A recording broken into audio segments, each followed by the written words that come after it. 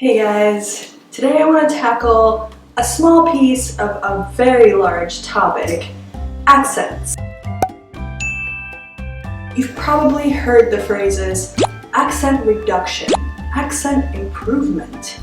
Get rid of your accent. In fact, when I tell people I didn't grow up in the US, the most common response I get is, "You have no accent." Usually I just say thank you, but technically I could say, actually I do. I have an American accent.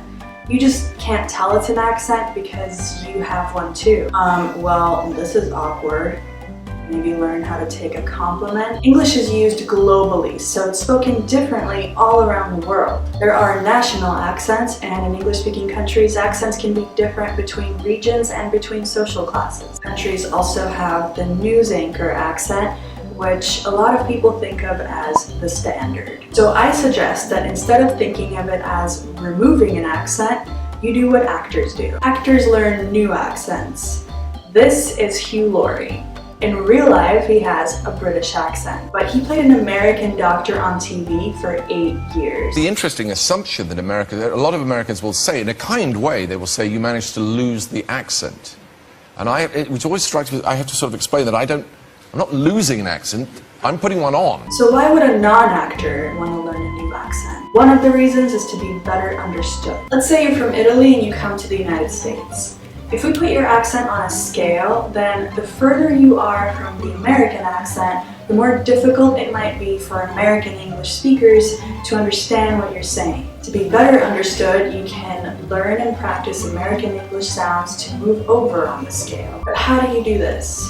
I'll give you some tips here, but I encourage you to do your own research and find techniques that work well for you personally. Find out what elements of your target pronunciation are different from the way you speak now. I'm going to leave a link below to a website called Pronunciation Studio, where you can find the most common pronunciation challenges for people whose native language is Japanese, Italian, Spanish, Thai, Portuguese, Polish, and many others. If you don't see your native language in this list, let me know in the comments and I'll see if I can help. Create phrases using the sounds that are the most difficult for you and practice them out loud all the time. Here's Hugh Jackman, another actor who's amazing at doing accents, talking about this. Create a sentence which contains every major vowel or consonant, particularly different from his own, and he'll just run that in his head. How many times have I asked Sam whether or not his daughter has a learning disorder?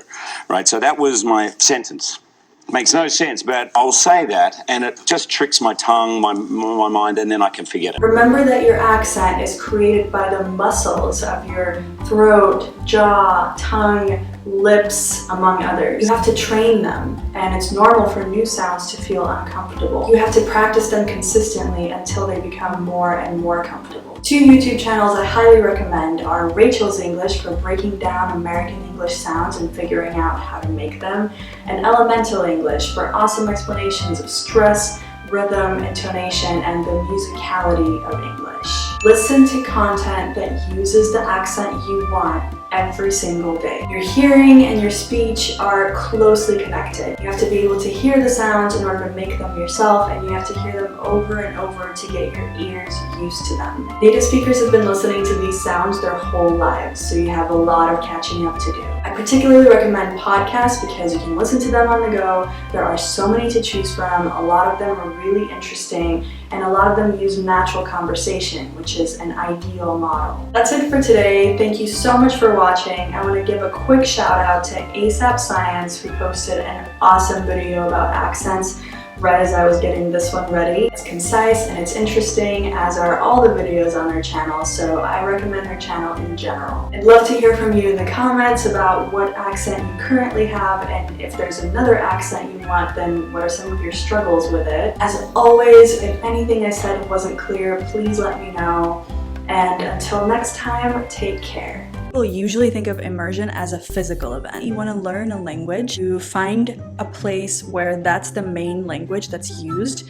You get over there and just completely immerse yourself in that language.